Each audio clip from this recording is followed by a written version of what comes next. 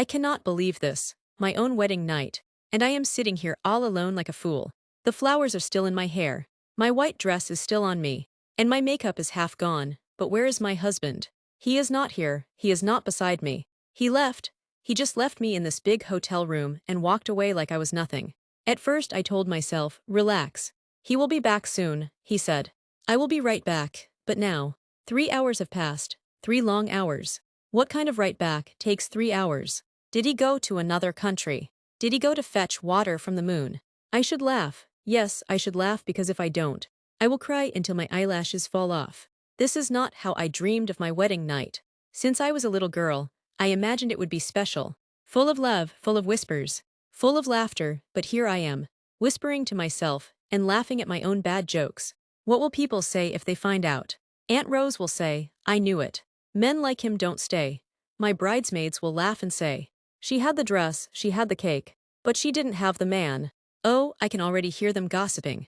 I feel like the whole world is laughing at me right now. And here I am, still in this dress. I should have taken it off hours ago. But I didn't. Why? Because I kept thinking he would come back. Smile, kiss me and say, sorry. My love, I had a surprise for you. Surprise? Ha, the only surprise here is me being left alone. I even tried calling his phone. Straight to voicemail, can you imagine? The number you are trying to reach is not available. Yes, I know he is not available. He is my husband, and he is not available on our wedding night. Do I get a medal for this? Maybe I should stop worrying. Maybe he got sick from the food at the reception. That chicken did look suspicious. Or maybe his silly friends dragged him out to drink.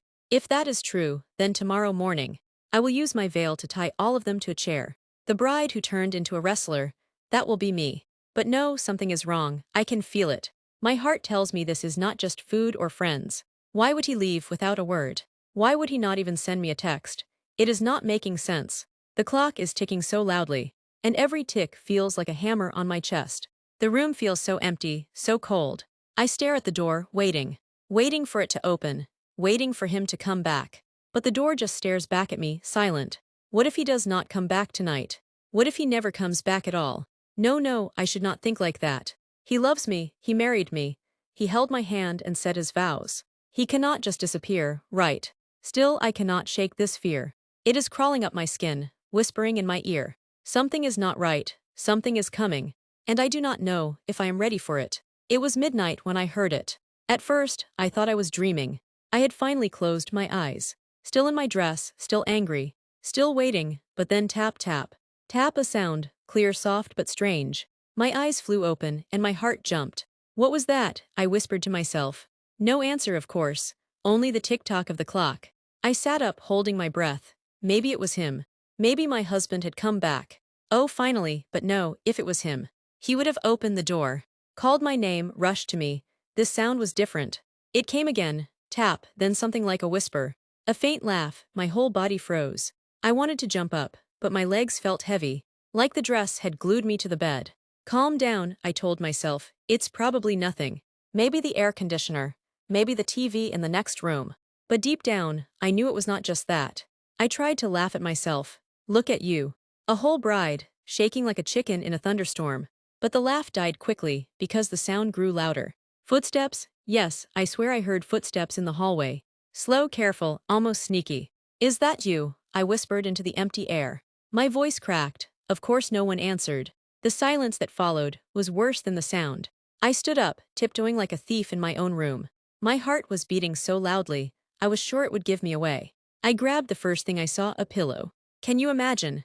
Me holding a pillow like it was a weapon. If someone was really there, what would I do? Smother them with fluff. Oh Lord, what a bride I am. The sound moved closer, down the hall. Near the door, my hands shook. Should I open it? Should I hide under the bed?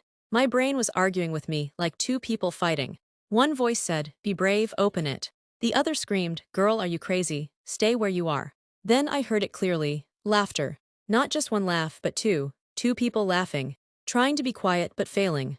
My stomach flipped. Who was laughing in the hallway of my wedding night hotel? And why at midnight? I pressed my ear to the door. My whole body was trembling. The laughter turned into whispers. Words I couldn't catch, but I heard one thing. My name, they whispered my name. My blood ran cold. Okay, I whispered to myself. Either I'm losing my mind, or there are ghosts in this place. Or I stopped. I didn't want to say the third thought. I didn't want to think my husband could be out there, laughing with someone else, while I was inside, waiting like a fool. I pulled back, hugging the pillow tight. My eyes darted to the window. Should I scream? Should I call the front desk? My phone was still on the table. I picked it up with shaky hands. No messages from him, nothing. My husband was silent, but the whispers outside were alive, moving, laughing, haunting me. I wanted to cry, but instead I laughed. Yes, I laughed, like a crazy person. Look at you, I said to myself. You dreamed of roses and kisses. But you got whispers and footsteps. Congratulations. My laugh echoed in the room, mixing with the strange sounds outside. The clock struck 12:30, the sounds stopped. Silence again, too much silence. And somehow, that silence scared me more than the laughter.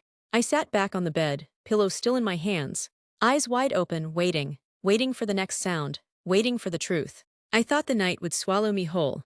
I sat there, wide awake, clutching that poor pillow like it was my bodyguard. My ears were sharp, waiting for another sound. Another whisper, but nothing. Silence, the kind of silence that makes you more afraid than noise ever could. Finally, I said to myself, enough. You cannot sit here like a scared chicken forever. You are a wife now, not a little girl. My legs shook as I stood up. The train of my dress dragged on the floor, making a soft swoosh sound that made me jump. Oh Lord, even my own dress was scaring me. I crept to the door. My hand was shaking on the handle. What if it's a thief? I whispered. What if it's a ghost? My heart beat faster. But then another thought stabbed me. What if it's him? What if it's my husband? That thought burned my chest. If it was him, laughing outside while I sat here crying, then maybe heartbreak was worse than ghosts. I turned the handle slowly. The door opened with a creak, the kind of sound you hear in horror movies. I poked my head out. The hallway was empty. No footsteps, no laughter, no one. Only shadows and a flickering light. For a moment, I almost turned back. But then there it was again, a sound. Soft, muffled, coming from the end of the hall. My bare feet carried me forward. I kept whispering to myself, don't faint, don't faint, don't faint. As I got closer, I heard it clearly, voices. Two voices, a man and a woman. They were giggling, whispering, like children hiding secrets. My stomach twisted, I already knew. I didn't want to know, but my heart already screamed the truth. I reached the last door at the end of the hall. The voices were inside. I pressed my ear against the wood. Laughter, my name again, and then his voice, my husband's voice. I froze, my whole world cracked in that moment. He was in there. He left me on our wedding night to be with someone else, another woman. The pain shot through me like a knife. But at the same time, I wanted to laugh. Can you believe it? A whole bride. Abandoned, while her husband giggles in another room.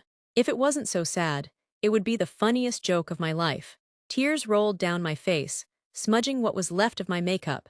I wanted to kick that door open, scream, break things, but instead, I stood there, whispering to myself, so this is it, this is my wedding night. Not kisses, not love, not joy, just betrayal at midnight.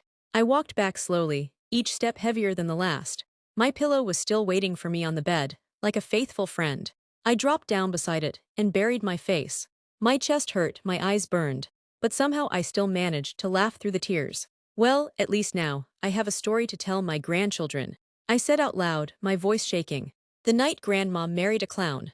I lay there, half crying, half laughing, not sure if I was losing my mind.